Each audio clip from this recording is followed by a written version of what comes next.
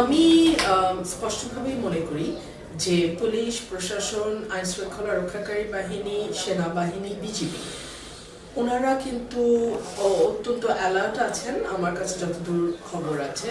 এবং কেউ যদি কোনো রকম 2 নম্বরের কিছু করতেও চায়, কেউ যদি ফলস ভোট দিতে চায় কিংবা কোনো কিছু করতে চায় যেটা আসলে নির্বাচন আচরণ বিধির সঙ্গে সঙ্গতিপূর্ণ নয়, আমি আশা করব তাৎক্ষণিক ব্যবস্থা নেওয়া হবে।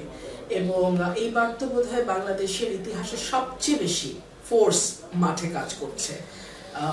সো আশা করা যায় যে নির্বাচনটি সুষ্ঠু হবে এবং আমরা একটি ভালো নির্বাচনের প্রত্যাশা করছি।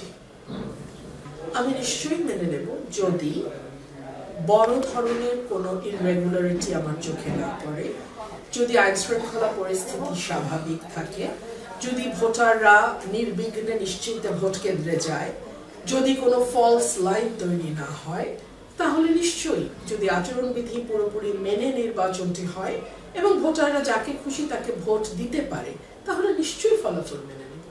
আমাদের এলাকার অবকাঠামোগত উন্নয়নটা ভীষণ জরুরি। আমাদের প্রত্যন্ত এলাকা অনেকগুলো আছে, যেমন রানীদিয়া, রাজাপুর, কাকরিয়া, ধোবাজাইল, ধামাউড়া, আবার ওইদিকে পরমান্তপুর, ফতেপুর, এই এলাকাগুলোতে সেখানে দেখা গেছে জয়দুরকান্দি, তেলিকান্দি আমি কয়েকবার করে গেছি এবং সেখানে কোনো যানবাহনের উপায় নাই, আপনাকে মোটরসাইকেল ছাড়া কিছু চলবে না। অটো কোনোভাবে চলে কিন্তু সেটাও মানে অত্যন্ত ঝুঁকিপূর্ণ। সো এই জায়গাগুলোর উন্নয়ন, রাস্তাঘাট তৈরি, যোগাযোগ ব্যবস্থা উন্নয়ন, এই কাজগুলো করব। 2 হচ্ছে আমি এলাকার স্বাস্থ্য কেন্দ্রগুলো, যেটা হেলথ ইস্যু, আমাদের গ্রামে সাধারণত দেখা যায় যে সরকারি স্বাস্থ্যসেবা পৌঁছায় না, ডাক্তার থাকে না, ওষুধ থাকে না, মেশিন নষ্ট থাকে। আমি যখন এলাকায় কাজ শুরু করব, আমি আমার প্রাথমিক চিকিৎসা এলাকাটা নিব। সো দেখবেন অটোমেটিক্যালি তখন ডাক্তার অ্যাভেলেবল হবে, ওষুধ অ্যাভেলেবল হবে। এই জায়গাগুলো আমি আমাদের আশুগঞ্জে বিশেষ করে বন্দর আছে, সার কারখানা আছে, গ্যাস ফিল্ড আছে, তারপরে আপনার বিদ্যুৎ কারখানা আছে। সো এই যে আমাদের ব্রাহ্মণবাড়িয়া এত সমৃদ্ধ, আশুগঞ্জ একটা বাণিজ্য নগরী, এই নগরীতে যদি আমি বিদ্যুৎ এবং গ্যাসের প্রাপ্যতা নিশ্চিত করতে পারি, আরো বেশি বিনিয়োগ আমি অ্যাট্রাক্ট করতে পারবো। এই বিনিয়োগের ফলে কর্মসংস্থান তৈরি হবে। এলাকার বেকার যুবক তরুণ যারা আছে, নতুন প্রজন্ম, সকলের পক্ষে কিন্তু সরকারি চাকরি পাওয়া সম্ভব নয়। সরকারি চাকরি খুব সামান্য, তাই না? তাদেরকে তো কোনো না কোনো পেশায় যেতে হবে। আমি মনে করি উদ্যোক্তা হওয়ার জন্য তাদেরকে স্বল্প সুদে ঋণ দেয়া, সহজ শর্তে ঋণ দেয়া, এই কাজগুলো আমি করতে চাই।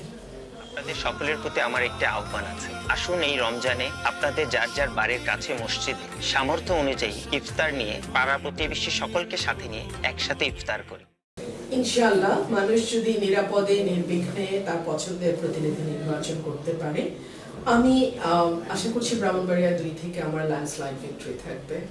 এবং আসলে আমি তো 1 বছর বা 5 মাস 6 মাস কাজ করছি তা না, আমি 2017 সাল থেকে এলাকায় কাজ করছি এবং গত 5ই আগস্টের পর আমি ঢাকায় খুব কমই থেকেছি, আমি পুরো সময়টা এলাকায় থেকেছি। সো এলাকার প্রতিটি ওয়ার্ডে, প্রতিটি গ্রামে আমার একবারের বেশি একাধিকবার আমার যাওয়া হয়েছে।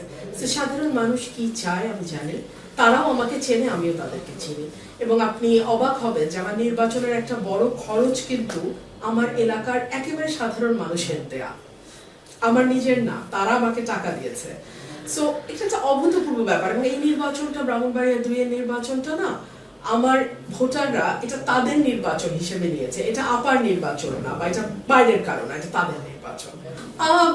স্মরণকালের সবচেয়ে বেশি আইন শৃঙ্খলা রক্ষাকারী বাহিনী মাঠে আছে, আর্মি আছে, বিজিবি আছে।